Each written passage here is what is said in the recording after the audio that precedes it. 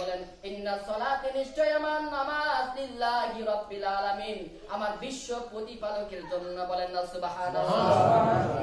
তাহলে আমরা যারা কুরবানি করি অনেকে নামাজি অনেকে বেনামাজি, ঠিক না ঠিক? ও ভাই নিজের বিবেককে প্রশ্ন করুন। সূরা কাউসারের মধ্যে আল্লাহ রাব্বুল আলামিন বলেন ইন্না আ'তাইনাকাল কাউসার ফাসাল্লি লিরাব্বিকা ওয়ানহার ইন্না শানিআকা হুয়াল আবতার। বলেন না আল্লাহু আকবার। আল্লাহ রাব্বুল আলামিন বলেন ইন্না আ'তাইনাকাল কাউসার, ও আমার নবী আমি আপনাকে হাউজে কাউসার দান করেছি, এই জন্য আপনি কি করবেন? ফাসাল্লি লিরাব্বিকা ওয়ানহার, ফাসাল্লি সাল্লি নামাজ।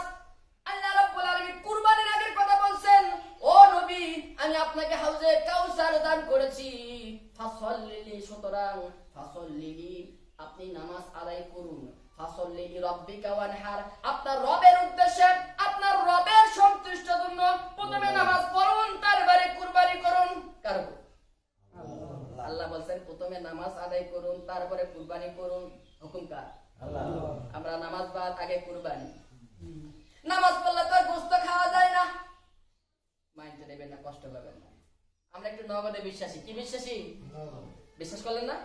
আমরা দুনিয়াবি সবকিছু কাজ নগদে পাই, তো এই যে লাভটা বুঝে আসে, কিন্তু আখিরাত যে পরে পাবো, মরার পর পাবো, ওটা পরের বিষয়।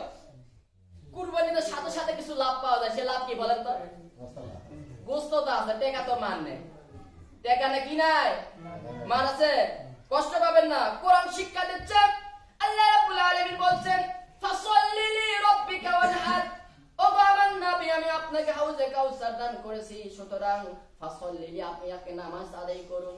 এইজন্য কুরবানি যখন আমরা দিতে যাই প্রথমে আগে নামাজ পড়ি না কুরবানি করি? বলেন আগে নামাজ পড়ি, আল্লাহ রাব্বুল আলামিন শুকরিয়া আদায় করি, এরপর আল্লাহকে সন্তুষ্ট করার জন্য, শুকরিয়া আদায় করার জন্য, এরপরে আল্লাহ রাব্বুল আলামিনের জন্য ফাসাল্লি রবের উদ্দেশ্যের জন্য আমরা ওয়ানহার কুরবানি করি। ঠিক না ভাই?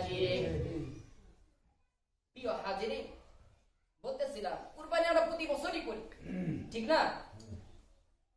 আমরা কুরবানি তো করবই, কিন্তু আমি বুঝাতে চেয়েছিলাম কুরবানির চাইতেও খুব গুরুত্বপূর্ণ নামাজ। সেটা কি?